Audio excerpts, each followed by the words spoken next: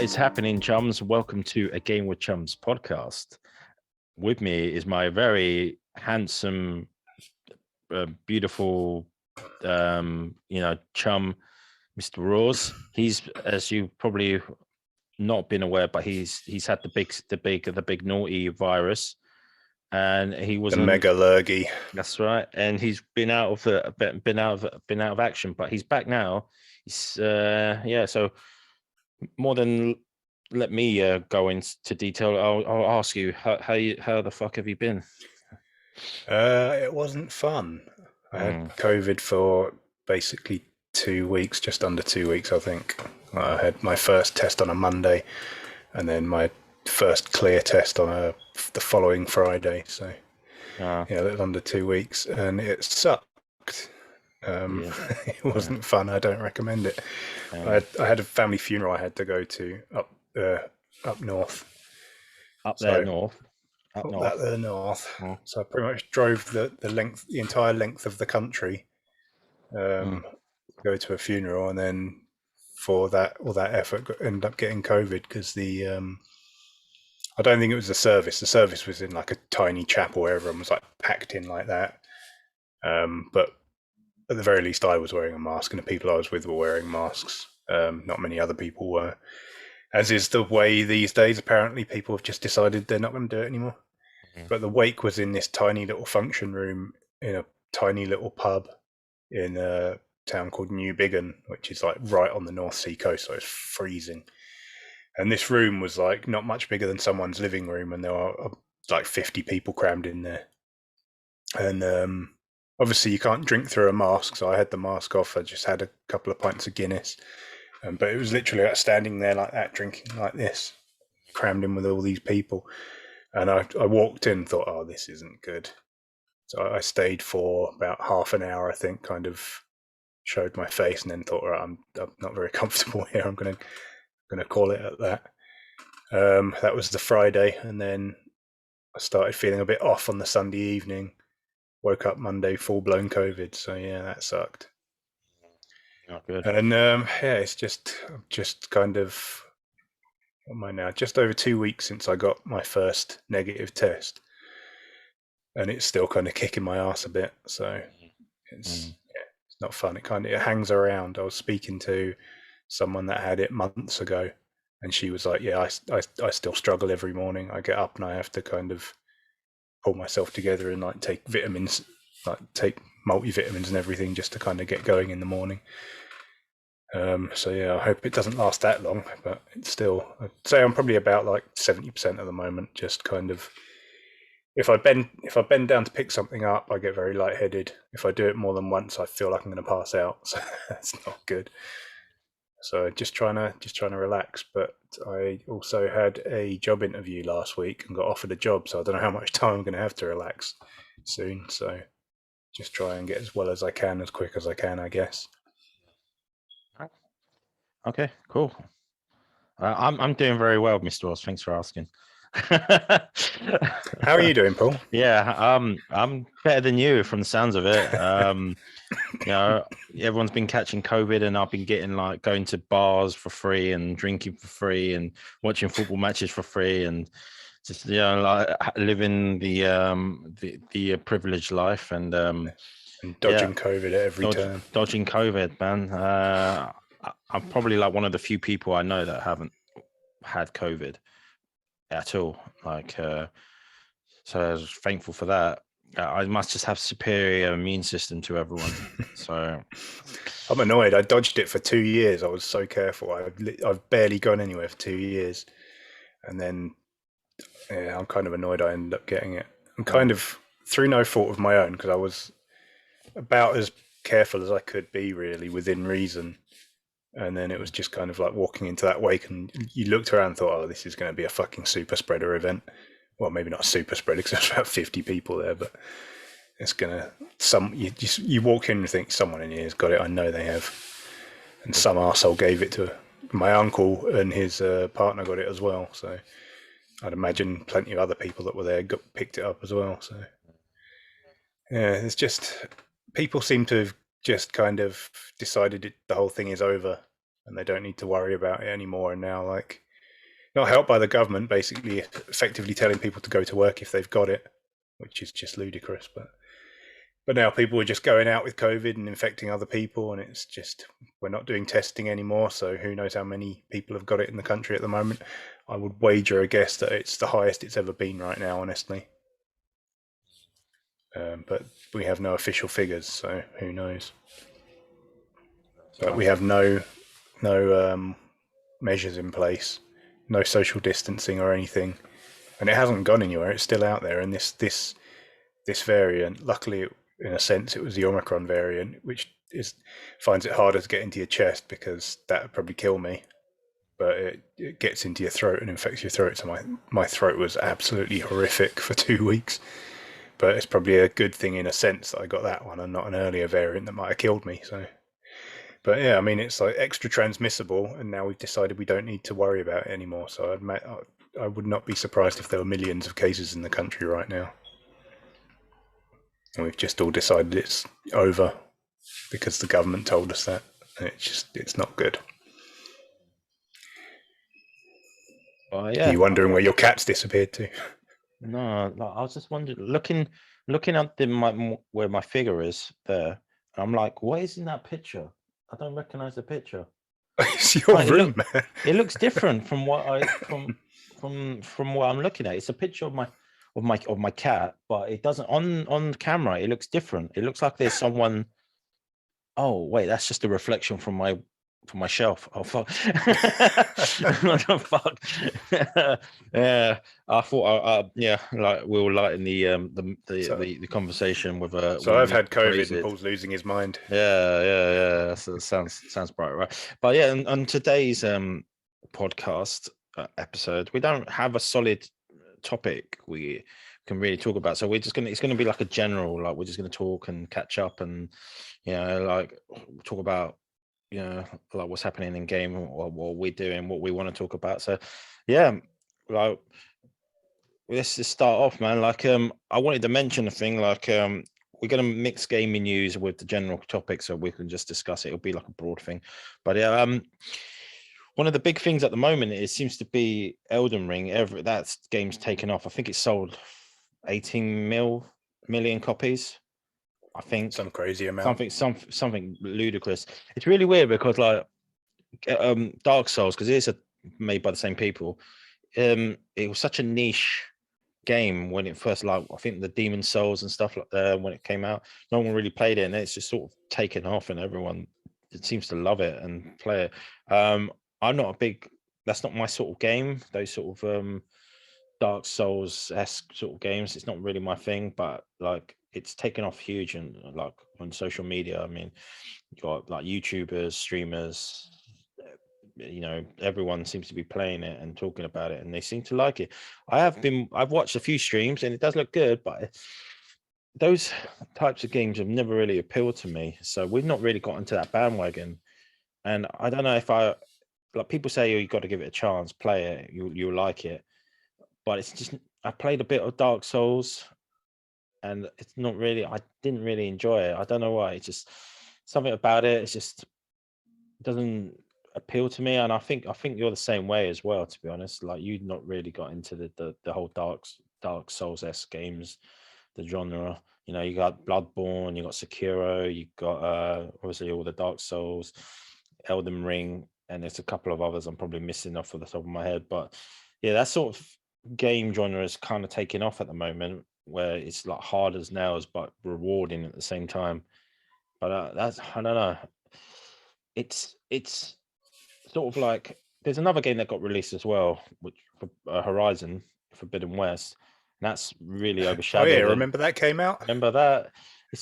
They should have pulled back the release, man. They should have, yeah, like at least a couple of months, because the first one came out, and then like I don't know, like a week later or something, Breath of the Wild came out and overshadowed it, and then the second one came out, and then like a week later Elden Ring comes out, and it's just like they need to position their games a bit better, I think.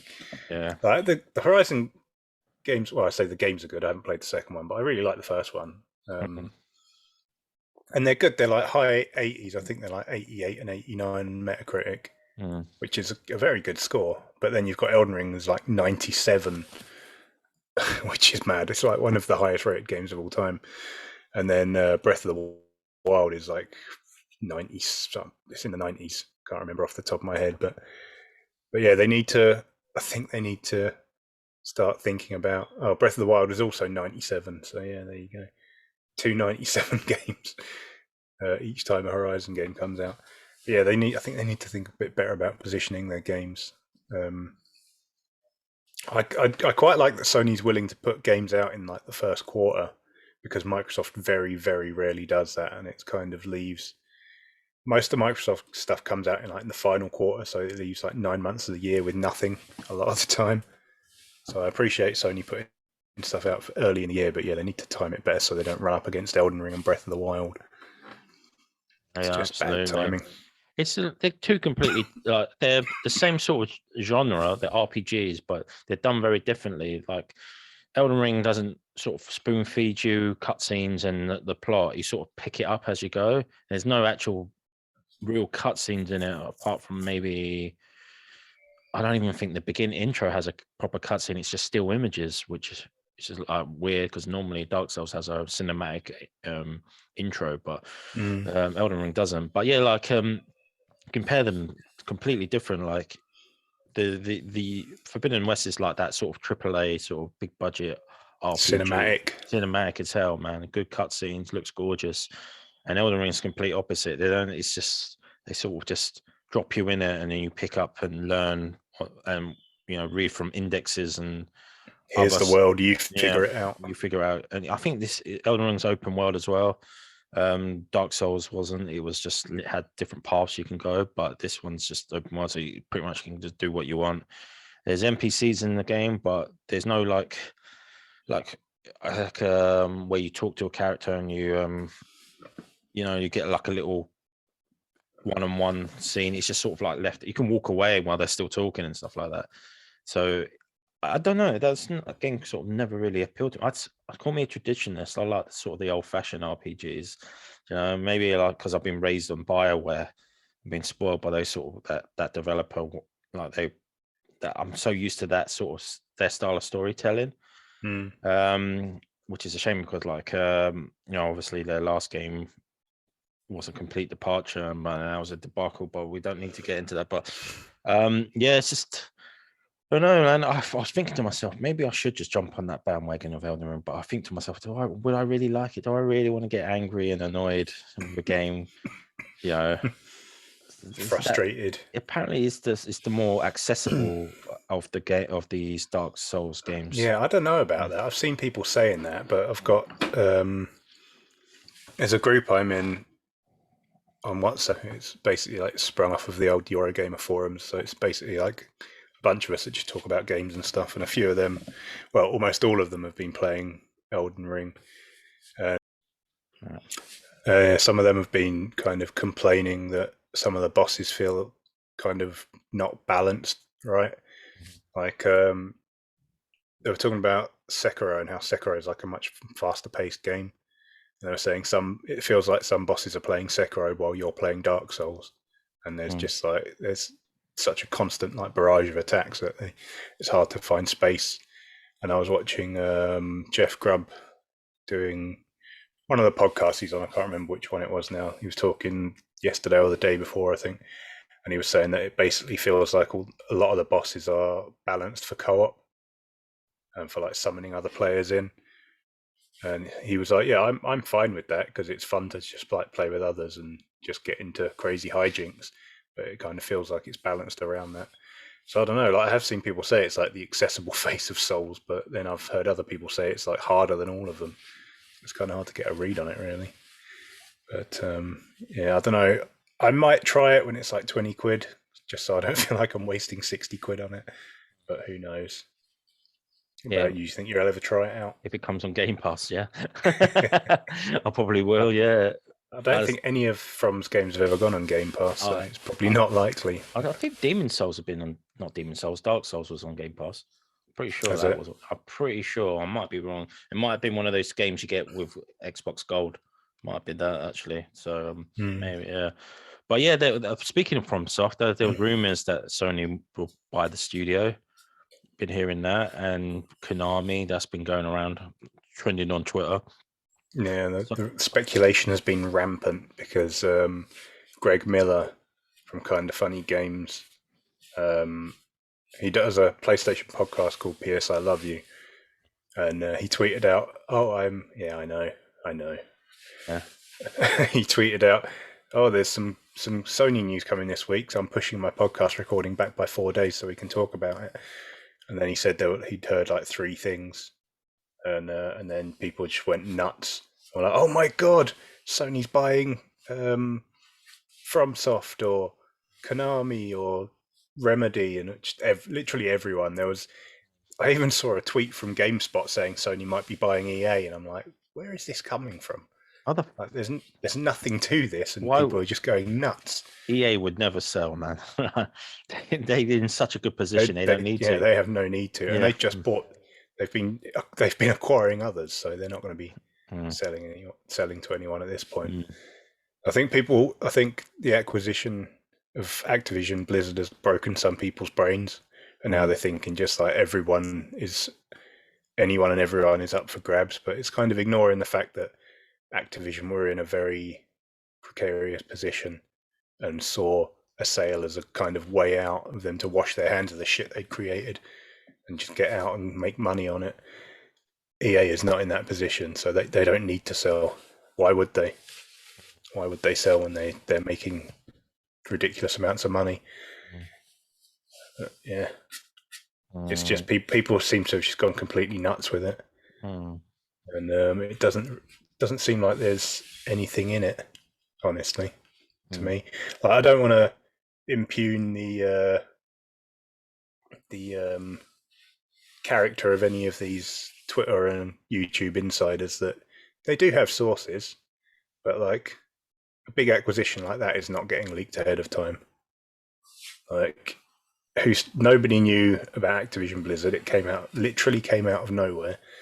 I remember the first inkling of it was literally minutes before it came out, like 2 minutes before, because I was watching the Xbox thread on Reset Era, and someone posted a tweet from, I can't remember, maybe Dina Bass or Mary Jo Foley, one of these tech reporters that focuses on Microsoft. I'm hearing rumors that Microsoft might be buying Activision Blizzard, and everyone was like, nah, that's nonsense, that can't be. Oh fuck. And then like literally a minute or two later the official confirmation came out. People don't know about this stuff days in advance. People can't talk about it, because then there'd be insider trading going on and everything. It'd be highly illegal. So if Sony are buying anyone and people know about it, it's going to be a private studio, because then it's not kind of beholden to the same rules. That's not Sony's sort of MO, is to buy publishers. They just buy single studios. It just works better for them in that sense. It just they're not, I don't think they're in a position to be buying like the big publisher. Well, maybe Konami, but at the moment their goal is to buy single studios, and then with certain games they sort of pay for the exclusivity. Speaking of, like, you got I think Ghostwire Tokyo's releasing soon, or is it? It's out. It's out now. A week or two ago. And that's one of the games that Sony sort of paid for the rights to exclusivity rights. That and Deathloop, and I'm pretty sure they've got like a was it Sifu? Sifu? That's Sifu, that came out a while ago. That's exclusive, timed exclusive. And there's I think Forsaken's is exclusive timed. That's a 2-year timed exclusive. So 2 years. Who ever heard of 2 years? Although saying that, Final Fantasy VII Remake is now at the 2-year mark. So that was originally a 1-year exclusive, and now we're a week shy of 2 years. So who the fuck knows what's going on with that game? But yeah, Final Fantasy 16 as well is a timed exclusive. They are throwing around a lot of money for timed exclusives. Yeah, but big acquisitions don't leak. Even big private ones really don't leak. Like Bungie, nobody saw Bungie coming. That came out of nowhere. No, there was nobody on Twitter going, "Ooh, I've heard about a big acquisition coming from Sony." No, it just came out of nowhere. So, when someone says, "I've heard about a big acquisition," I'm like, "Yeah, of course you have. Whatever." I'm not going nuts about it.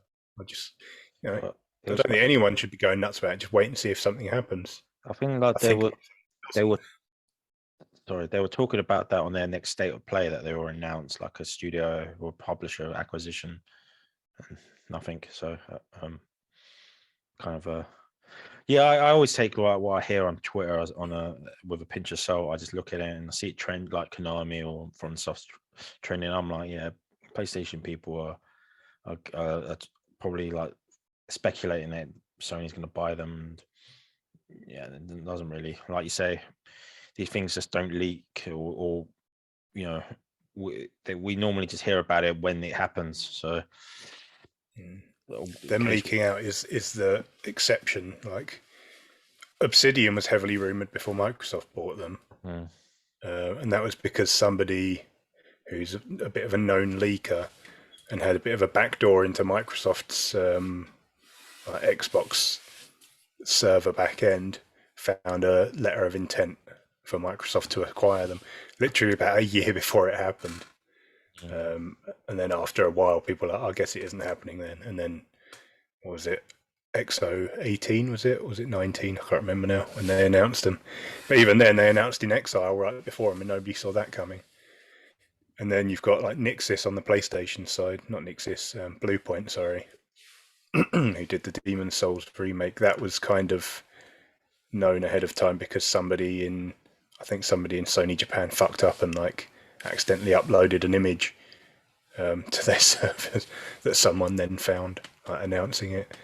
And that was like a good couple of months before, I think. But these are like the exceptions to the rule. The vast majority of them do not leak. And when they do, it's someone making a big error like that rather than whispering to insiders. Because like you read up about things when a studio gets excuse me, when a studio gets acquired, and you have like interviews with like people and they talk about the process. Like I think Fergus Urquhart from Obsidian talked about it, and it was like literally like 4 people at the studio know it's happening, and all the employees find out when the public does. So unless your source is like one of the leaders of the studio, you're not going to find out about it. And if they're one of the leaders of the studio, they're probably not stupid enough to leak it. So yeah, we'll see if anything happens, but I'm not expecting anything. Yeah, I mean, who knows? You're right. Something might happen, but we'll wait and see. Yeah, it's like becoming like the arms race of video games, isn't it? Both Microsoft and Sony just throwing money at everything and see what happens. And there's just Nintendo just doing their thing in the background. It's like, kind of like that's not their style. They got their niche, sort of, not niche, but they got their audience. And Nintendo can't do any wrong, which is bullshit. I think I'm going on a tangent here, but I think like PlayStation, Nintendo, as much as I like them, I think people just sort of let them get away with so much shit.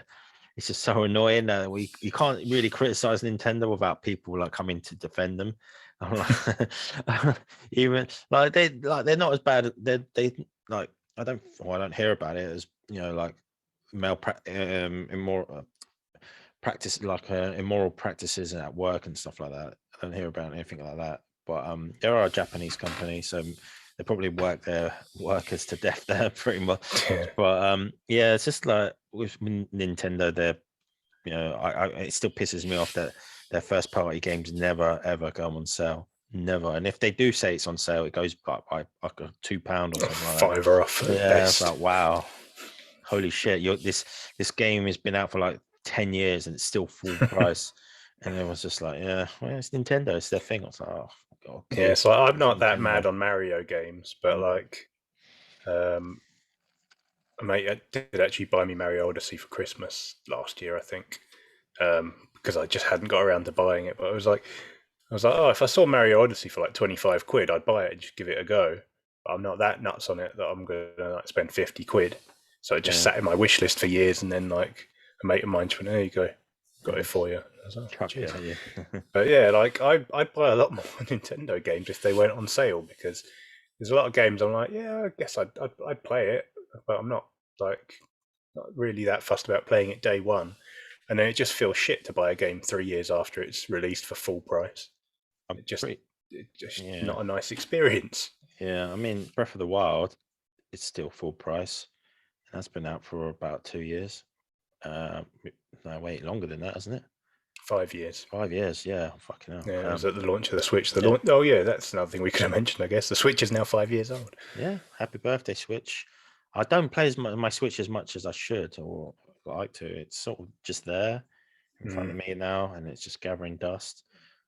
Same with my PlayStation 4 and my non-existent PlayStation 5. But yeah, it's got. I don't know, man. I need to go away more so I can utilize its handheld capabilities. But obviously, with the lockdowns and stuff, no, I haven't really been on holiday or taking any trips. So I need to take a trip somewhere. Just just get on a bus and on a train. Well, no bus because trains are fucking expensive in this country. And just go somewhere in the UK and just like bring my Switch and maybe take a trip to like Cornwall, Scotland, or I don't know, it's just somewhere just to utilize its its its primary function of being a handheld. That's the whole thing about it. But yeah, speaking of Breath of the Wild, part of the news is that Breath of the Wild 2 has been pushed back to 2003. Yeah, No reason so why. next spring, I think they said. Was there a reason? There was Eiji Aonuma, who's like the head of the Zelda franchise at Nintendo, put out a short video explaining it. I can't remember off the top of my head what he said now, but I think it's just sort of like it's probably a lot of it down to the ongoing pandemic and just wanting to make sure it's as polished as it can be, because Nintendo do price their games very high and they don't put them on sale, but they do tend to come out very polished. So there's that. Not the new Pokemon. That looks like dog shit. It does look terrible, doesn't it? It looks fucking rubbish. I had this this conversation with one of the guys in that WhatsApp group I mentioned, who's a big Pokemon fan, and I was like, I don't play Pokemon, to be clear, so it's very easy for me to criticize it. Like the last one I played was Pokemon Red back in 1999 or whatever it was, and I was watching videos of the new one, Arceus or whatever it's called, before it came out, and I was just typing in this group. I was like, man, Game Freak and Pokemon Company should be fucking ashamed. And he was like, why? I was like, what do you mean why? Look at this fucking game. It looks like an early PS2 game. He's like, yeah, but it's Pokemon. I know it would be good. It's like, yeah, how much do they sell? Like tens of millions, and the games look like that. Like they should be doing better. Honestly, it's. Like I say, I don't play Pokemon. I don't care about Pokemon, but it's embarrassing. Like I say, everyone gives Nintendo a pass because they're Nintendo. If it's any other company or games company, people will be on that shit and they're like, "Oh yeah, it doesn't look very good. Graphics are a bit bad. The gameplay looks horrendous." And people go, "But I'm having fun, and because it's Pokemon, and it's how it is." I'm just like, "Oh, fair." I mean, ultimately, the fun is the main thing, but it could look a lot fucking better than it does. Like I'm like you, man. So the last Pokemon game I played was Pokemon Yellow. I played Blue, and then I got Yellow. Yeah, that was the last time, and that was like last century. So yeah, I'm not a big Pokemon guy. I tend to think they're all the fucking previous millennium. The fucking same game. Like I'm just like, oh great, but they're like, oh, you got more Pokemon. I'm like, oh, well. Gotta catch them all once again. Yeah, I'm just like, oh great. Yeah, I've lost track of how many Pokemon there is. Like I used to watch the TV show when I was younger. I think like every TV show was good fun. Yeah, I think like every sort of kid back in the 90s watched that crap, and I honestly thought it was going to be like a fad, but it's just stuck around, man. It's still going. God bless everyone. But I like people go to like when you're in Japan, you got the Pokemon stores there, and I don't know, man. Like it's not. I don't really get it. I mean, we've been to some, didn't we? And been to one. I think that Yeah, was I in. remember Nikki was quite excited about it, wasn't she? Where was it? In It Sunrise was City? Ikebukuro, wasn't it? I think It wasn't the one in not Sun City. Oh, I can't remember. I remember it being in a department in a shopping center. Yeah, it was a big shopping centre. That was in Ikebukuro, wasn't it? I think. Oh, okay, but it has a name, so. didn't it?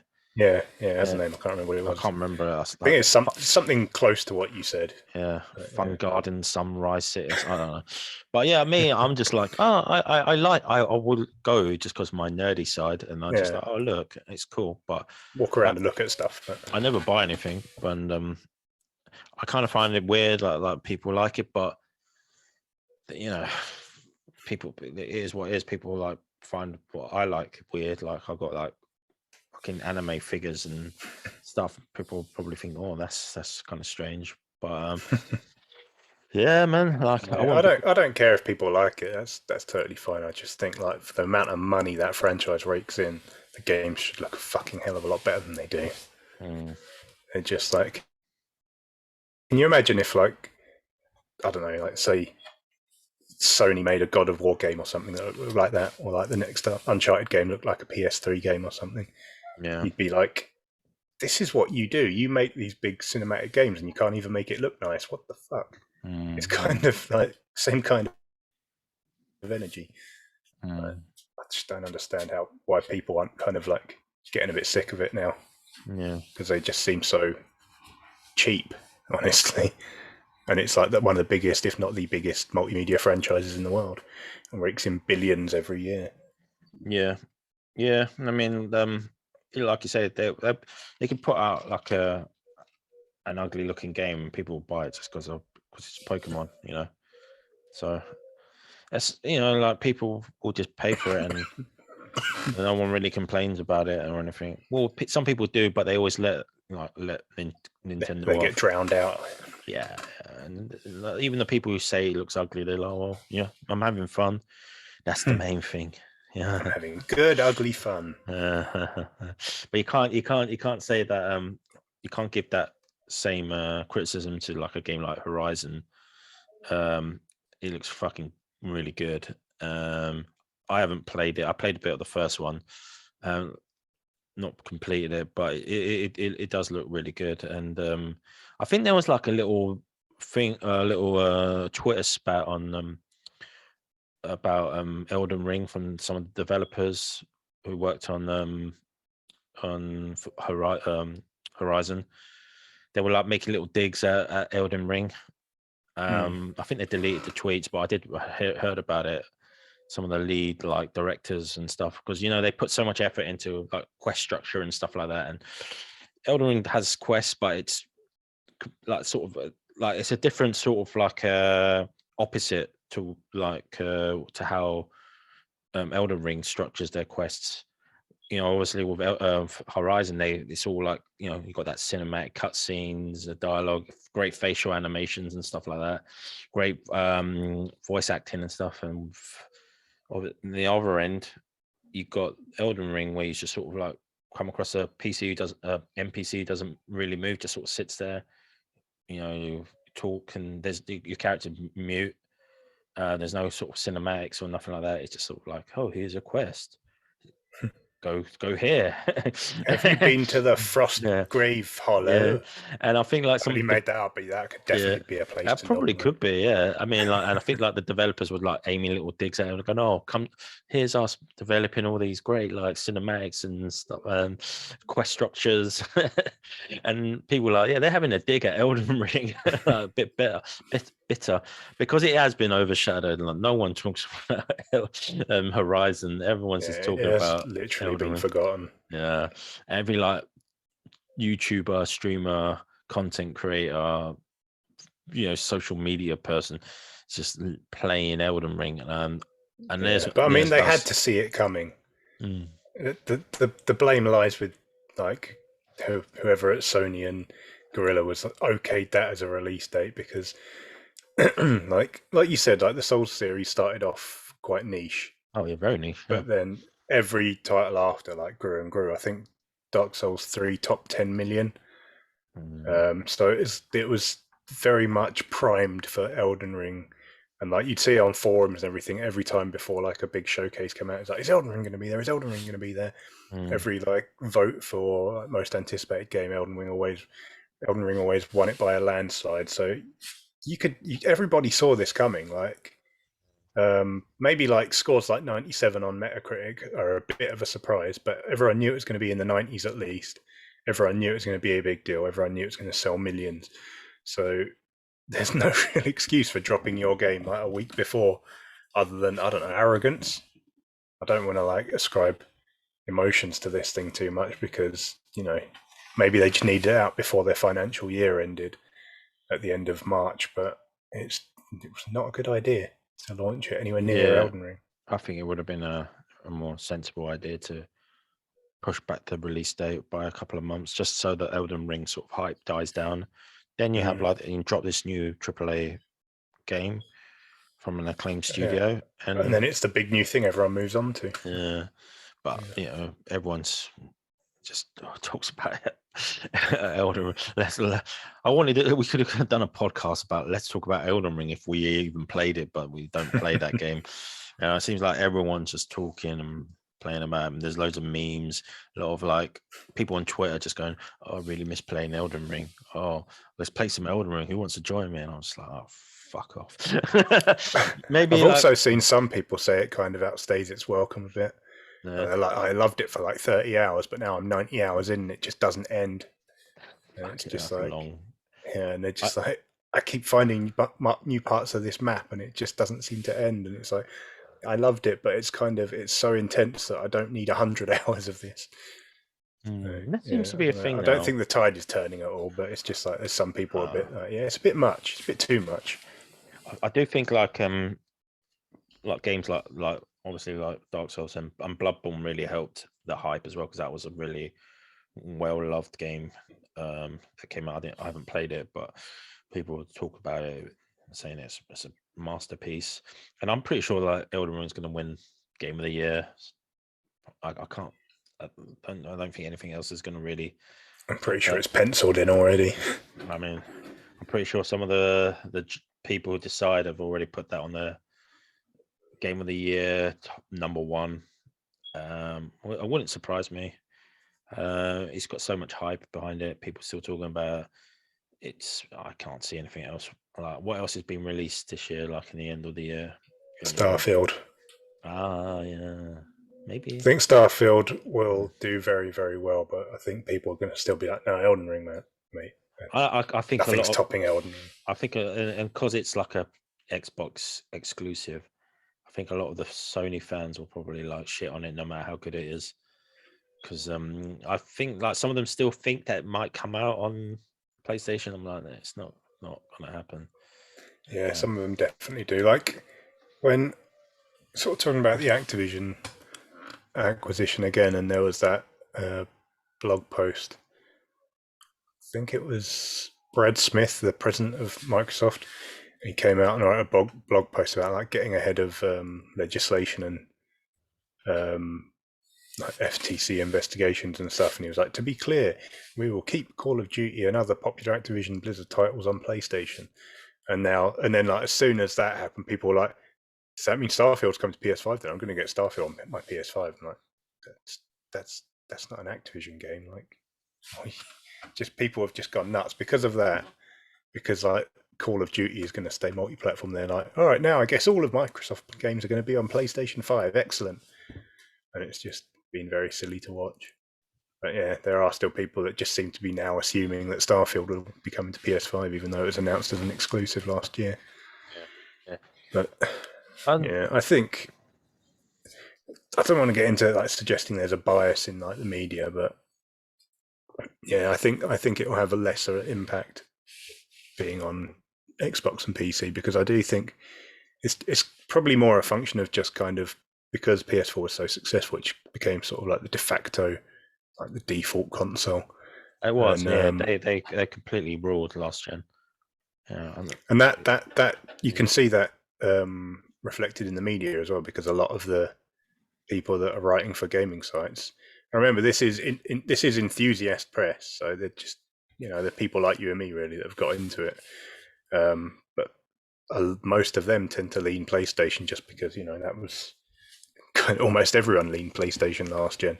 So I think there is kind of a sort of an unconscious bias maybe there, rather than sort of like a desire to see Xbox fail or anything. But yeah, I think Starfield might struggle a little bit more than it otherwise would have done, maybe. But I don't think it'll be overtaking Elden Ring anyway. Everyone's just gone nuts for that game.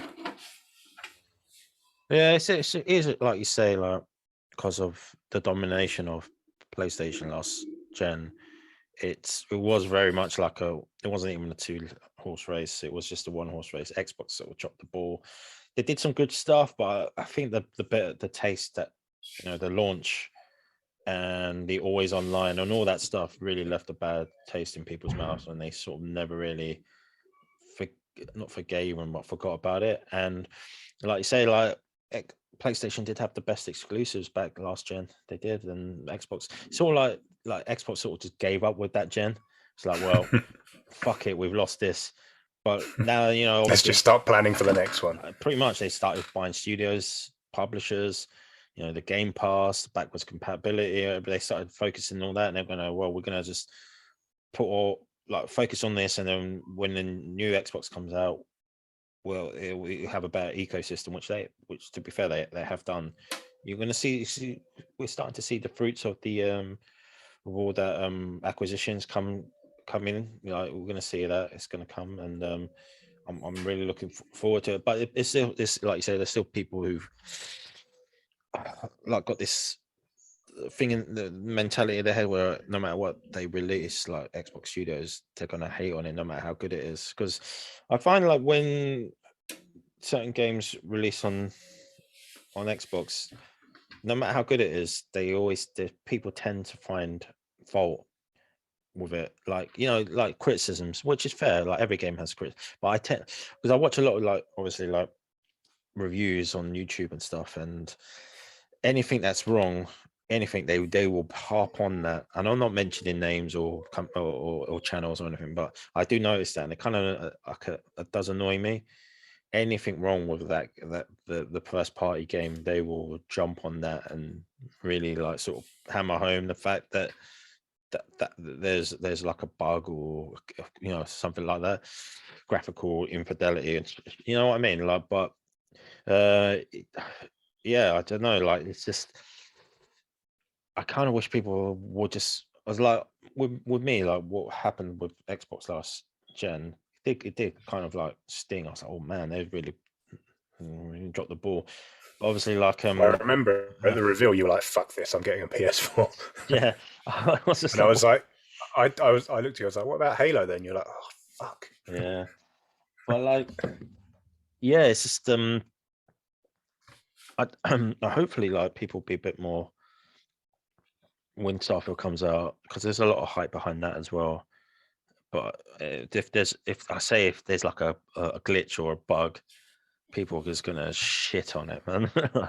Even if it's a Bethesda game, there'll be bugs. Even if there's but even if there's like a slight something wrong, people go, still had fun with it. It's like with the Halo game, there was some criticisms for that, rightly so, especially the multiplayer. But the campaign, there was some criticism because people go, oh, it's very repetitive. I'm like, well, people play Pokemon, and that's just the same fucking thing. Most games are repetitive. Yeah, Pokemon, it's the same. It's been releasing the same game every nothing's different. It's the same thing. And you just go around catching Pokemon and battling, and that's about it. That's the same thing, but no one really talks about that repetitive, because that's the core of the game. It's just get Pokemon, have them fight, and catch them in the ball, and that's it. I mean, most games are repetitive. You're doing the same thing at hour 30 that you were doing at hour 1, really. Mm-hmm. Maybe you've got a couple more skills, but you're essentially doing the same thing. But it's just, I think it's kind of a poor point of criticism, because I think when people say, "Oh, it's repetitive," what they mean something else, but they don't know how to articulate it. Mm-hmm. Because literally all games are repetitive. That's almost the point of games, to be repetitive.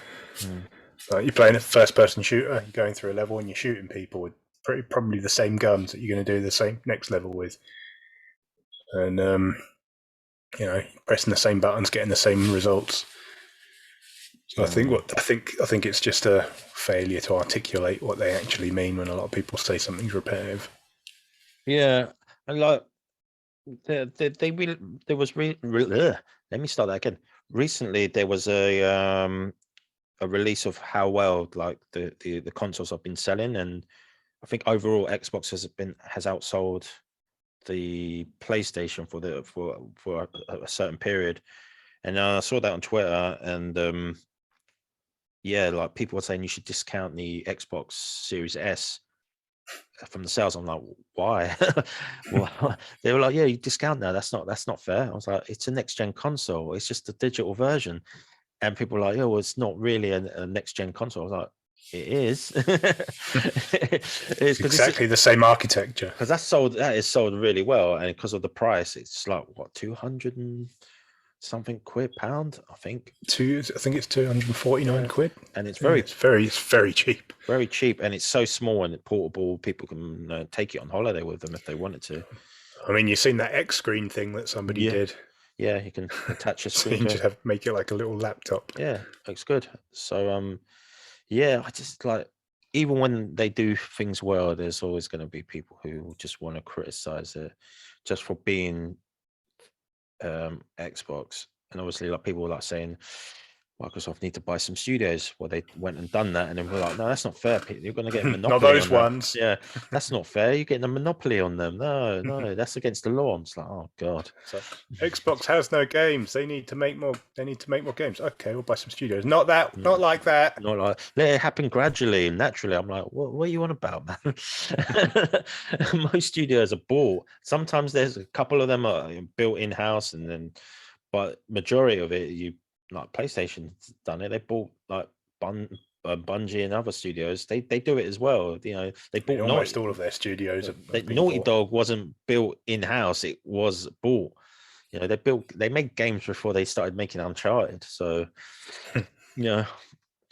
but yeah, it's just like, oh, what can you do?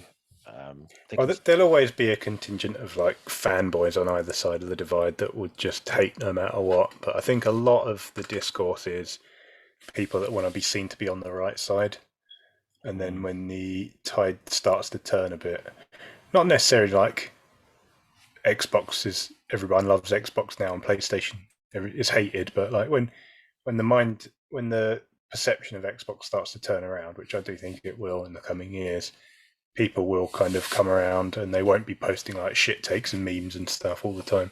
It's just like the human nature to want to be like seen as part of the crowd.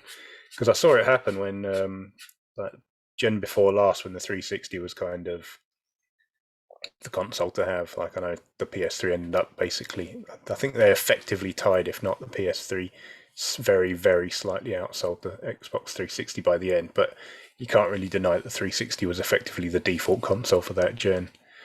And I saw people on forums, like there was, in particular, there's one poster on Eurogamer that was like an obnoxious Xbox fanboy. And then in the PS4 gen, when everything turned around, he became an obnoxious PS4 fanboy. And it's just, a lot of it is just people just wanting to be like on the winning team. And they'll change their allegiances like that as soon as the market realities change. So I think people will come around, they'll start shit posting less and memeing less, and but yeah, I think it's just the nature of people. But there will always be fanboys, unfortunately. I mean, like, fanboys suck. Talking about Xbox and all that,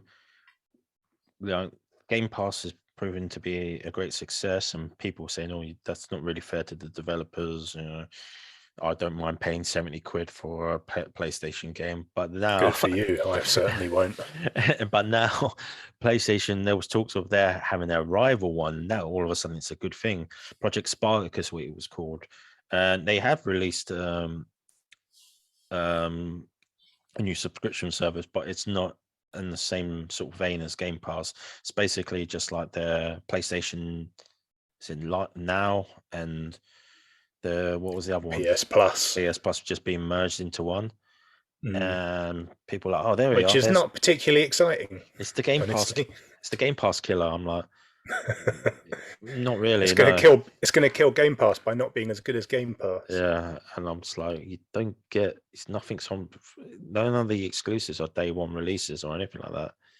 And I don't think you can even play PS3 games or anything like that. They got a huge back catalog, which is pretty good, but it's not a Game Pass, and people like who criticized Game Pass was jumping on that for the fact because it's PlayStation. They're like, yeah, here we go, let's do it. And I'm just like, it's not really the same thing.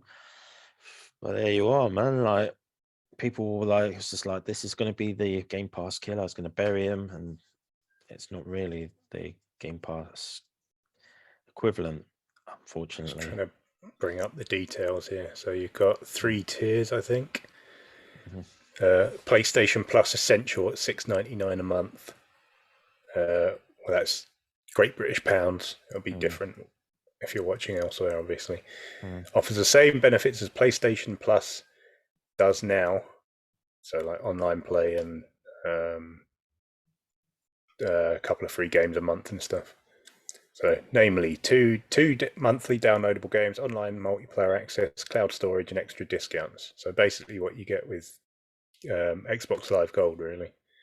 Except, to be fair, the PlayStation Plus games tend to be better because games with Gold has been terrible for a while. They could just merge that. Yeah, they should get rid of it, but it's free. Yeah. It's effectively free money, isn't it? So it'll probably take a while for that to go away.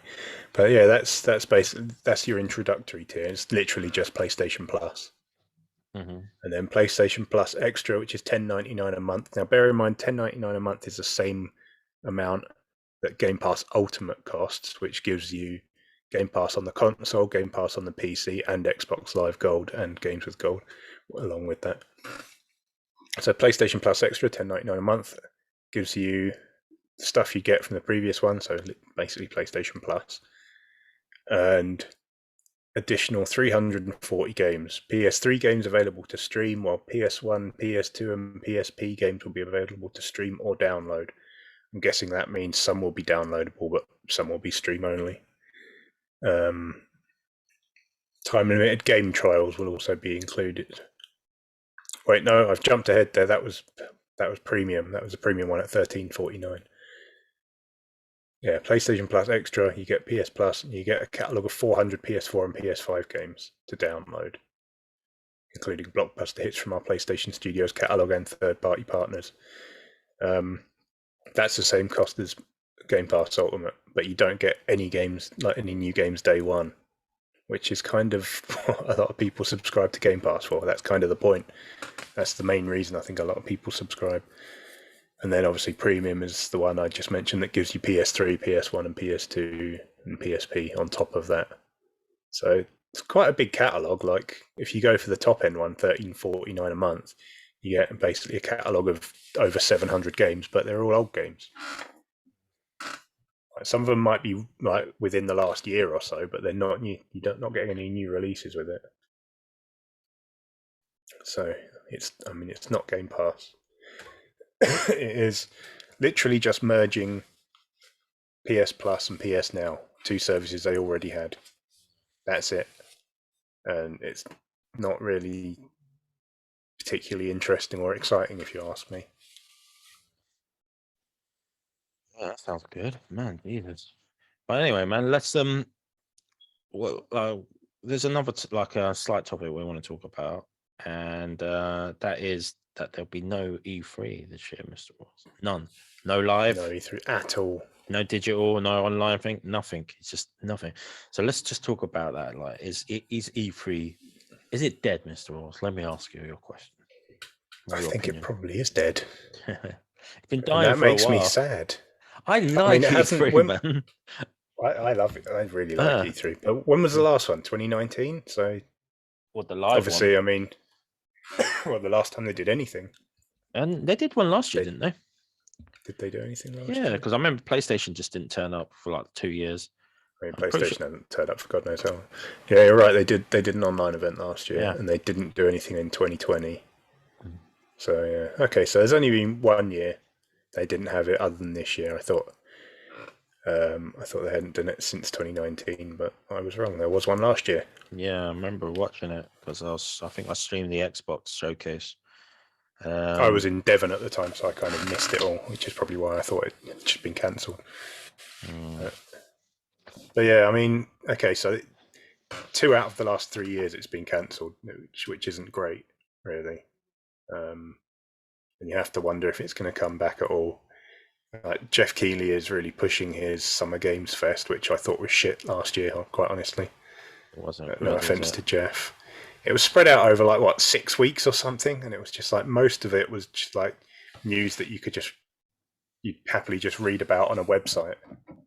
And it felt like maybe half of an E3 showcase split over 6 weeks. I thought it sucked. But hey, maybe it'll get better this year, because he announced it right after E3 announced that it was cancelled. So I guess if everyone has nowhere else to go, maybe it'll be better. But I don't know. I like E3, man. I like the whole. Yeah. It's like video games Christmas, isn't it? Yeah. I mean, it was the premiere sort of showcase. Obviously, PlayStation, Nintendo did their own thing now. Their own showcase. I don't think Xbox do. They don't do their one, which they might start doing one now if there's no E3. So yeah, it's kind of lost its relevancy, and obviously PlayStation didn't turn up for the last couple of ones. And it turns out it's maybe people are losing interest. It's just so easy to get information these days, and it's probably easier just to do your own thing. Each company can save a lot of money, just present and have all the focus on them doing their own showcase. So I think that's the way it's going to be. But it's a shame. It was like an event. It is an event. You know what I mean? Everyone talks about it. Everyone gets together. We used to do that. We used to. Who won E3? Yeah, I mean, we used to grab beers and meet up and watch it together, as a social thing. And it's just it's exciting. It gets the butterflies going in your stomach, when the announcements and show trailers are revealed. It was good, and now it's just not to have anything. It just seems like, oh, I hope it's not it's not permanently cancelled, because it's such a shame, because I do like it. I like the whole spectacle of it, and the gossip and the talking about it, and we were talking amongst our friends and stuff like that, and just oh, did you see that? Oh, this is going to be released. It's great, and to have one not at all, it just seems wrong in some way. As much as it's lost relevancy, and some people might be happy it's gone, I don't see why people take pleasure from seeing E3 just disappear. I don't know why some people have so much hate for it. All they're doing is just showcasing and displaying new tech, new games, new studio acquisitions, new everything. And some people are like, oh yeah, I'm glad E3's going. Yeah, I really don't get that. Because there are all these other things, you've got Nintendo Direct and Sony's State of Play, and then Xbox did their they did 2 events in 2020, and they one in May and one in July. None of any of that stuff is as good as the best E3 conferences, and a lot of that is because of the crowd. The crowd reaction kind of elevates it. You're not gonna you do digital events now. You're not going to get anything like people losing their mind over the acquisitions at Microsoft's 2018 E3, or when Sony announced Final Fantasy VII Remake, Shenmue 3, and The Last Guardian in one conference, and everyone went absolutely mental. Or Keanu Reeves turning up at the Xbox E3. You don't get any of that stuff without a crowd. It just doesn't work as well. It's just you sitting in your room with your laptop on, going on your own. It's not the same. I always wanted to go to E3. It was always one of my life goals, to go. I just to go and just experience it. Back then it wasn't open to the very exclusive. It was just invite only. It was a trade show. Yeah. And I always thought to myself, oh man, if you get enough clout, Maybe one day they invite us and we can go. Just to go and to walk around like Wayne's World, like flashing the lanyards at everyone. Like I see people do vlogs about when they're going to E3 and stuff. It looks so like cool and interesting, and because it's obviously in America, we get to go. You get to go to the States and it's soaking it. But like when we go to cons and stuff, when the atmosphere is really good, you just like that expression, just soak in the atmosphere and just enjoy it and just take everything in. I believe we had a really good experience. The Hyper Japan, the first one we ever went to, which I think was in Earls Court, and that was such a good con because it was like our first one, but plus it had such a really good atmosphere. Like the smells, you had the food, like the smells of the Japanese food. Yeah, the person walking around with the backpack full of was it Kirin beer, just going around. Yeah. Oh, it was so good, man. They had all like handing out fans as well. Oh yeah, it was like really good. There was like great stores. The layout was good. It was just a friendly atmosphere, and just thinking, wow, man. And we remember we were just there, just going, we can stay here for ages, man, just soaking it in. You had the new people performing on stage, and you had the new people like music and stuff like that. It's just great, so chill, man. We're there with our beer and just enjoying it and having something to eat and just taking it all in. And I kind of like wanted that to see what E3 was like. Obviously, they opened it to the public, so I was thinking, well, if we can't go as invite, we can go ourselves and get a ticket and just go there and make it a little holiday. But now, if it's gone, you never get to experience that, which I think is a shame because it's like, I wanted to taste the atmosphere, like taste the experience, just have a sort of opportunity to just go there and just sit in your seat and watch all these trailers or go around to the stores and to try the demos and stuff like that. Just I don't know, man. It's a shame because we have like we have Eurogamer here, but that got cancelled this year. Plus, it got moved from London to Birmingham. Moved it away from London back to Birmingham after 1 year back in London, and then cancelled it. So I don't know if that's like a thing they're going to do. Are they going to switch between cities? Who knows? Like, but it's cancelled. That's gone, but it'll be back next year, and it's pretty good. Like, not bad. I remember the last time we went there, we just sort of didn't play any games. We just sort of walked around, drank beer, and saw Johnny Chiodini walking to the stage, and I said, "Hey, Johnny," and he's just like, "Oh, hello, see you in the show." I was like, "Oh, we're not coming in. We're not coming in. Get us some free tickets." But yeah, to have that not there, not that whole week gone out of your calendar, because I always used to mark it down. Go, oh, E3's coming up, man. It's gonna be good. 3 days of like showcases. And soak it all in. Yeah, let's take it in, man. Rewatch all the trailers over and over again. And now it's just nothing. It's just nothing's gonna happen. It's kind of like it was a thing that brought the gaming community together. It's that thing that sort of everyone can sort of get into and invest. And now it's not there. It's just like, oh, what do we? Well, I don't want it to go permanently because it's like it's a fixture, isn't it? It's like you say, it's our gaming. It's like Christmas. It's been around nearly 30 years. Yeah. 1995 was the first one, so it's like it's been almost the entire time I've been into video games. There's been an E3.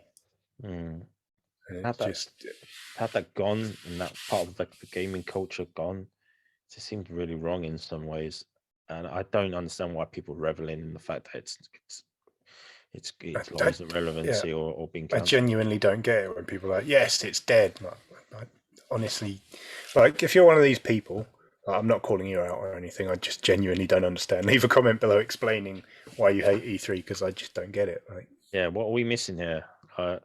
Why don't we?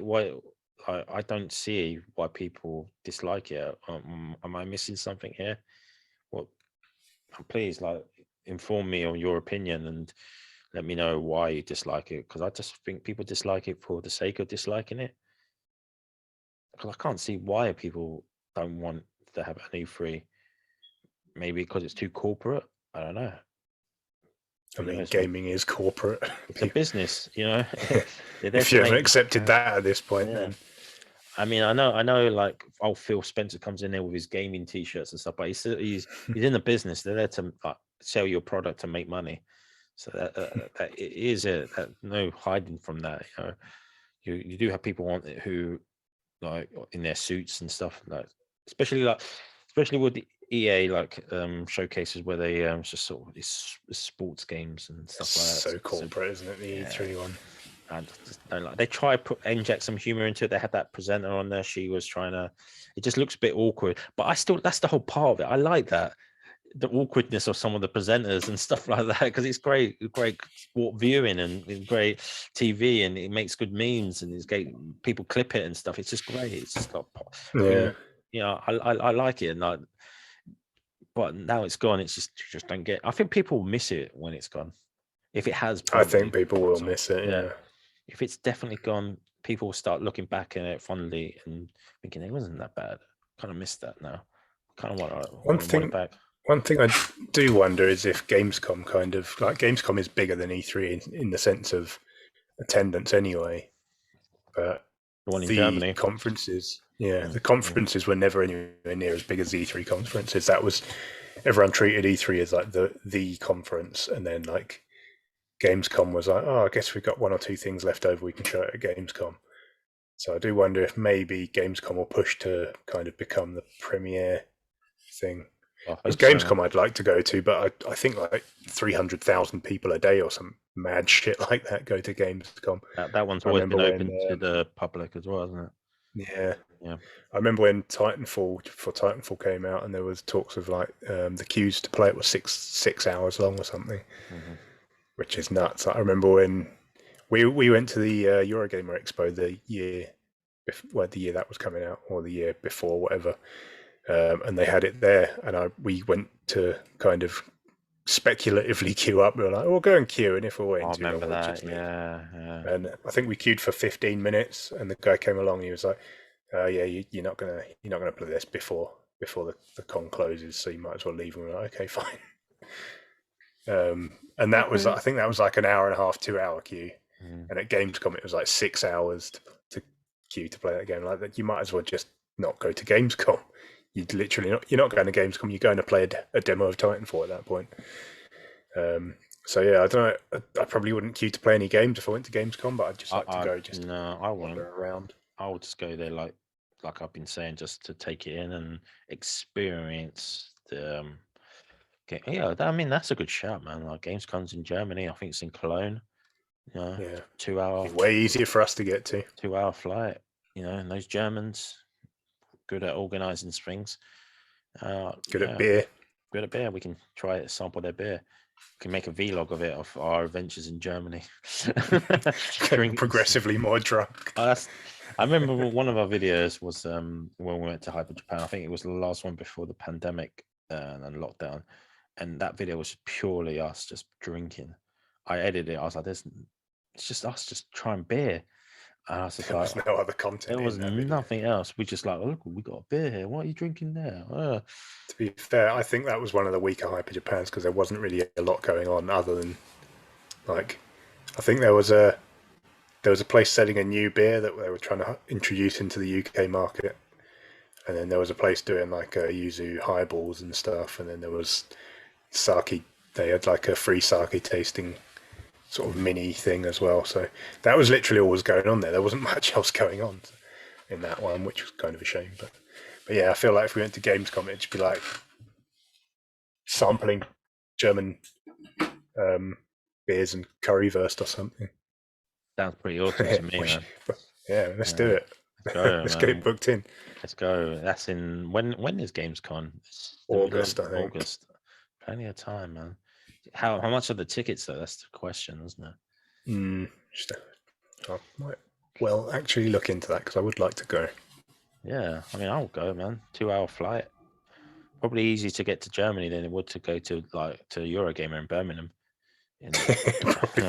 Probably cheaper as well. Yeah, man. Our rail system here is the cost of it is absolutely atrocious, and for not very good service as well. It's like you would think it would be cheaper to travel domestically on train in your country, It's not. It's fucking expensive, man. And they were like, "Oh, you got to book it like 3 or 4 months in advance to get a cheaper ticket." I'm like, "Why do you have to? Why? Why is that? Why? I'm not. You know, like you don't plan your life in like 2 or 3 months in advance, man. Like sometimes you might just want to go somewhere. Say like you want to get out of London or go to see another part. You want to go to Wales or the Cotswolds or something like that to get a train ticket one way. You're looking to spend like something on the like akin to like going abroad. It's fucking ridiculous, and the trains are never on time. They're always late. You know what I mean? The British transport system is not great, but London Overground is very efficient. It's very good. It's the only part of the network that works. Yeah, that one and the Docklands is quite good as well. That runs really well. Other than that, Underground is pretty shit. I don't know, like the local trains are just a joke. I recently have been going back to the office for a couple of times a week, and they revised their timetable and made it worse. Absolute fucking. I was like, well, great. You used to have like two trains to London Bridge every half hour, and now there's one every like hour and a half. I was like, that's Jesus. that's really bad. Yeah, but anyway, like this is a gaming podcast. Not I'm talking about the state of the country. Not a travel podcast. And like the cost of traveling's gone up as well. The train fares gone up. Sadiq Khan's raised the TFL prices as well, which is not great. I don't know where all these billions go. So it must go somewhere, man. Probably on the it's new. Not going into the rail network, that's for sure. Maybe that new train line, the Elizabeth line, is probably it's the Crossrail one. That's probably where the money's going. But they literally make billions. It's multi-billion-dollar pound company industry, and I don't know where all the money goes. It just goes somewhere. Fat cats, CEOs get it. Whilst the average punter just pays through the nose just to get from one zone to another. Get big bonuses. Big bonuses for failing to meet fucking quotas. Anyway, maybe we'll go to Gamescom this year if it's on. It might not be on. I don't think it was on last year. I think it was digital only last year. So yeah, might look into that because I would like to go. But I do wonder if E3 does end up just dying on its arse. I do wonder if like the organisers of Gamescom might push to make that sort of the premier gaming event of the year.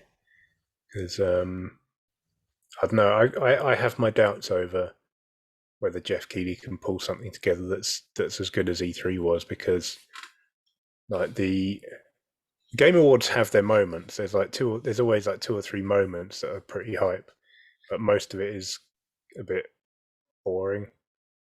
And it's tons of ads in it, which he's got to fund it somehow. I get that, but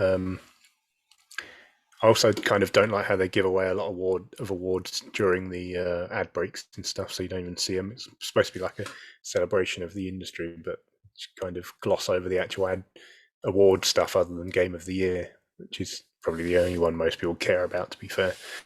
But then, like I say, his Summer Game Fest last year, I thought was awful. I didn't like it at all. It was just far too few big announcements spread over far too much time. Pretty much everyone said that, so hopefully that's feedback he's taken on board. Hopefully it'll be better this time. He has said it'll only be. He said, it'll only be in June, which makes it sound like it's going to be a month-long thing, which doesn't sound like much of an improvement to me. It doesn't need to be a month-long thing. Make it a week-long thing, 2 weeks at most. But we'll see. I don't know. I'm not expecting it to be amazing. Yeah, it's a shame because E3 was often amazing. There were some great moments. You can't deny that. Great moments in E3. From the good, like having Keanu Reeves just turn up there. That was pretty unexpected. Then the bad with the Xbox One really unveiling that, and then to the funny where PlayStation trolled Xbox. I was like, oh shit, boy, they're really trolling. Yeah, Sony have fat form with that because they did the same to Sega back in when they formally announced the PS1. Like Sega kind of surprise launched the Saturn Hmm. the night before. I think they had their conference the day before, and it was like, I think they announced it would be $399, and then the next day at Sony's conference, the guy literally walked on stage, just went $299, and then walked off stage. It's just like Sony have some form in doing stuff like that. That's like, that must really piss off like the other ones who go, oh, if we go first, they're going to undercast, and then we release our price. PlayStation go, let's knock 100 off that. Let's do that. We'll wait and see how much they're going to. If it's 300, we can knock off 100 off or 50 off that, make us look better. But yeah, man, like those things out there, people, like I said, I think people are going to miss it, man. I really do. I think they're going to miss it, and yeah, you don't know how good you have something until it's gone. It's the old expression, isn't it? And yeah, I think if it definitely has gone, people are going to be like, you know what, I miss E3. Bring it back. Remember E3? That was fun, wasn't it? I mean, whatever happened to that? Maybe hopefully Gamescom can take its place, and it's still something to look forward to mark down on your calendar.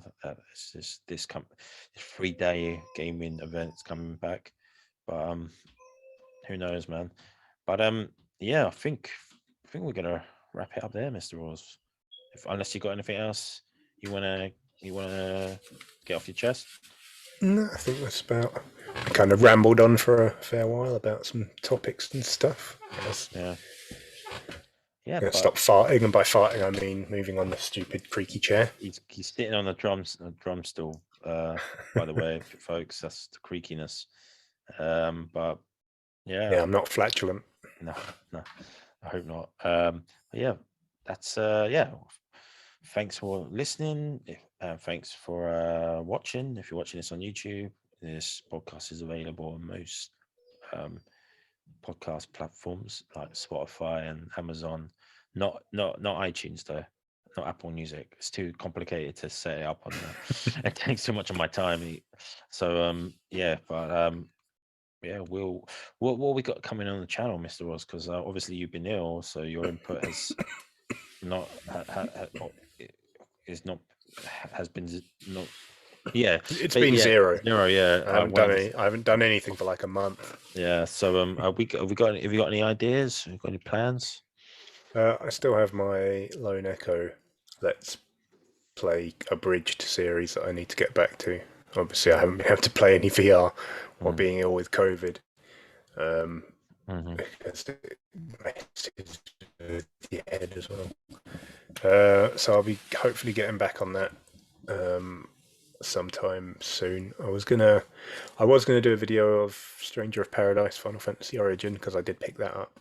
But nah, it's a weird game. It would have been a weird video. It's not good. It's okay. It's okay. The gameplay is fun. Everything else is kind of a mess, I guess, would be a good way to put it. But yeah, other than that, I don't know. I guess I'll just see what comes to Game Pass over the next sort of week or so. If anything new drops, maybe I'll do a quick look video. Okay. Yeah, cool. Yeah, same with me, man. Like probably like maybe another Game Pass video and put up, and we should be getting back to our Let's Co-op of Resident Evil 5. Hopefully we'll be able to get that fucking finished as soon as possible, because that's just, please God, that's just painful at the moment. It's painful, but yeah, man, like it's good to have you back, Mr. Ross, and yeah, we'll be hopefully yeah, getting back to more of a regular schedule. So yeah, thanks for watching. Thanks for listening. See you again. Goodbye.